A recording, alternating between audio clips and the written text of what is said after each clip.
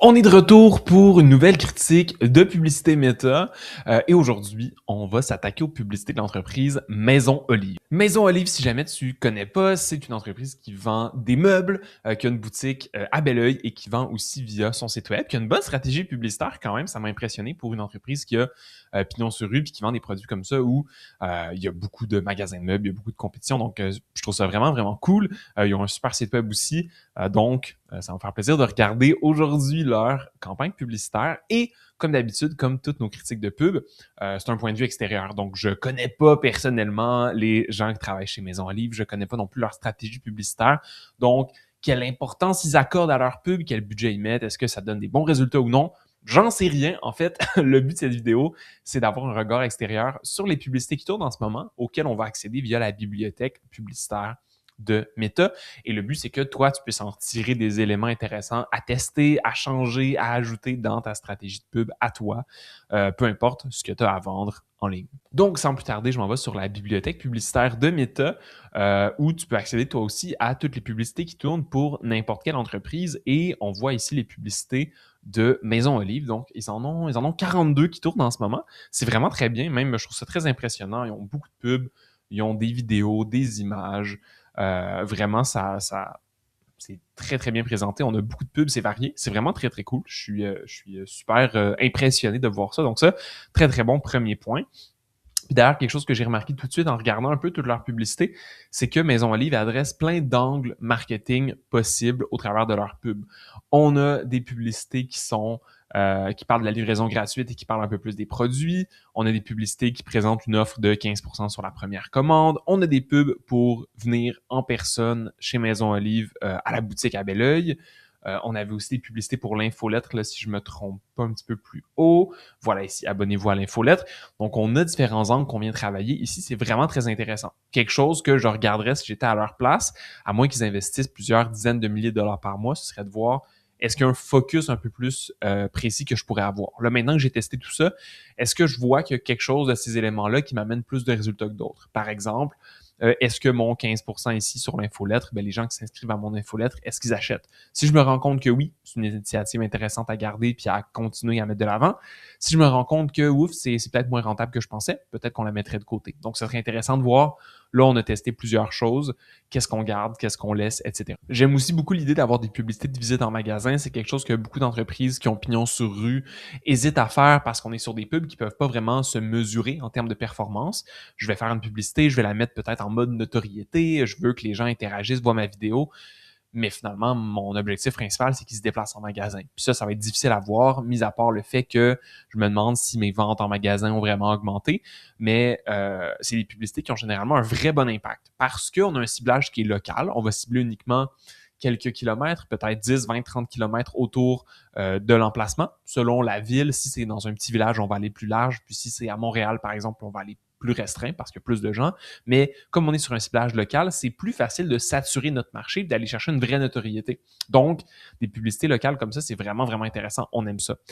Pour moi, ça ne m'étonnerait vraiment pas que ces publicités-là amènent des bons résultats en termes d'amener des gens en magasin ou au moins de faire en sorte que la marque soit reconnue plus facilement puis ait une certaine notoriété, ce qui est vraiment, vraiment bénéfique sur le long terme. Quelque chose que j'essaierais de travailler dans les publicités de Maison Olive, c'est un point qui va se décliner comme en plein de sous-points, mais grosso modo, on s'entend, quelqu'un qui va acheter des meubles, c'est quelqu'un qui va faire un gros achat, peut-être de plusieurs milliers ou plusieurs dizaines de milliers de dollars, même pour certains produits, certaines gammes de produits aussi.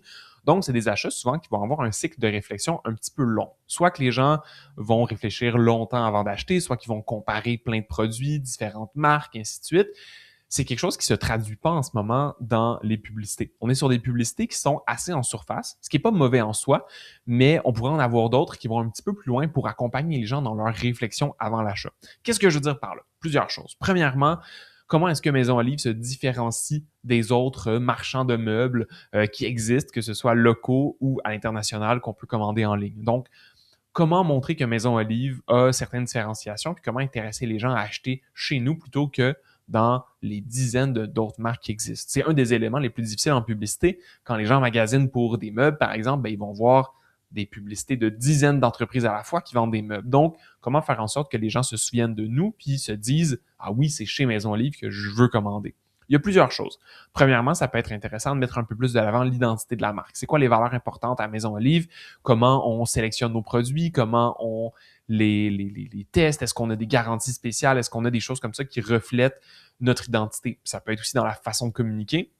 Des entreprises qui vont être très, très bonnes dans ces situations-là où ils vont avoir des styles de communication uniques, puis on va se souvenir d'elles parce qu'ils nous communiquent d'une certaine façon. Des fois, c'est humoristique, mais des fois, c'est autre chose. Donc, ça peut être quelque chose là aussi à mettre de l'avant. Un autre élément dans ce processus d'achat-là, c'est que les gens vont avoir plein de questions. Ils vont se dire, soit qu'ils vont se dire c'est trop cher. Il y a une grosse objection avant l'achat, peu importe ce qu'on a à vendre, c'est le prix.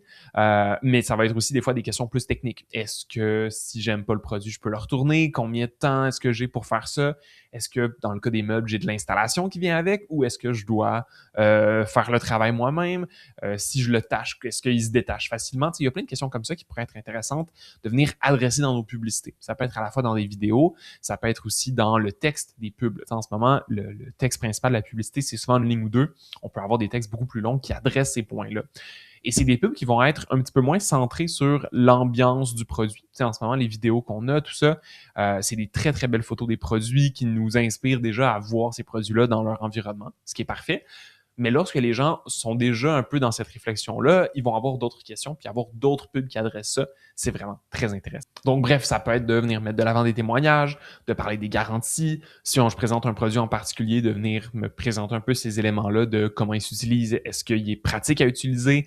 Est-ce que c'est une table qui vient d'un bois noble canadien ou est-ce que c'est quelque chose avec une fonctionnalité technique qui est vraiment intéressante? Bref, il y a plein de choses qui peuvent être mises de l'avant comme ça. Je pense que ça pourrait être intéressant à creuser parce que ça pourrait faire des grosses différences en termes de résultats publicitaires. Puis d'ailleurs, parlant de stratégie créative puis de création de publicité, ce qu'on veut généralement dans un inventaire publicitaire, donc dans nos 42 pubs, si je ne me trompe pas, là, on en avait combien? On en avait 42. Ce qu'on veut généralement quand on a plusieurs dizaines de pubs comme ça, c'est d'être certain d'aller chercher plein de concepts, d'angles, de formats différents. En fait, ce que Meta veut aujourd'hui, puis peut-être vous avez vu passer la mise à jour d'Andromeda, c'est le nouvel algorithme de sélection publicitaire de Meta. Ce que Meta cherche, c'est une diversité publicitaire. On veut que si j'ai 42 pubs, je sois capable avec ces 42 pubs-là d'aller chercher le plus de segments de clientèle différents pour des besoins différents, dans des concepts visuels différents, dans des angles copywriting, des arguments de vente différents. Donc, on veut avoir le truc le plus varié possible. Ça se fait dans les formats de pub. D'ailleurs, j'ai mis en description un lien vers nos 16 meilleures publicités qui ont le mieux fonctionné l'an dernier. C'est plein de concepts visuels qui peuvent être inspirants. Je pense qu'il y a plein de choses à tester ici. Mais là où je voulais en venir, ça pourrait être intéressant d'avoir des publicités qui adressent certains segments de clientèle différents. Parce que bon, là, chez Maison Olive, vous connaissez clairement mieux votre clientèle que moi, mais je suis certain que tout le monde n'achète pas les mêmes produits pour les mêmes raisons. Il y a peut-être des gens qui vont déménager puis décider que c'est le bon moment pour remeubler. Il y a peut-être des gens qui vont acheter une nouvelle maison ou un chalet puis vont se dire c'est bon, tu sais, je vais m'équiper comme ça. Il y en a peut-être que le printemps va arriver puis qui vont se dire c'est le temps de redécorer la maison, ainsi de suite. Il y a plein de raisons de remeubler. Il y a plein de raisons de venir chez Maison Olive. Puis ça pourrait être intéressant d'avoir différentes publicités qui adressent ces différentes choses-là. Parce que quelqu'un qui est en mode je meuble complètement de maison aura pas le même angle, le même point de vue sur ses achats, aura pas les mêmes réflexions d'achat non plus que quelqu'un qui son divan est rendu scrap, puis qui est en train de réfléchir à en racheter un nouveau, peut-être un peu plus haut de gamme, et ainsi de suite. Donc, il y aurait différentes publicités à faire là, de venir adresser chaque segment. Et ce que Meta fait aujourd'hui dans son algorithme publicitaire, c'est que chaque publicité a son propre ciblage. Fait que même si j'ai juste une campagne de pub avec un ensemble de publicités, si j'ai 10 pubs et que ces 10 pubs-là s'adressent à des segments d'audience différents, donc j'ai une pub pour les gens qui déménagent, j'ai une pub pour les gens qui meublent un chalet, par exemple, ben, ces publicités-là vont naturellement aller chercher la bonne clientèle cible individuellement. Donc, ça va être vraiment, vraiment performant. On l'a vu chez plein de clients, là, d'avoir des pubs comme ça variées. Ça vient pas juste faire qu'une publicité est meilleure que l'autre, ça vient booster tous nos résultats publicitaires parce que chaque pub peut se concentrer sur son vrai bon segment et ça permet d'aller investir des plus gros budgets, d'avoir plus de résultats et ainsi de suite. There you go, ça fait le tour des points les plus importants que je m'étais notés pour les publicités de Maison Olive. Somme toute, on a vraiment des bonnes publicités. Je pense qu'il y a beaucoup de choses qui pourraient être testées par la suite. Là, ce qu'on a là, c'est très, très bien, mais on a du bon potentiel d'avoir plus de contenu, plus varié. Même tant qu'à créer une nouvelle publicité, je les ferais aussi dans des angles, dans des concepts visuels différents. Voilà.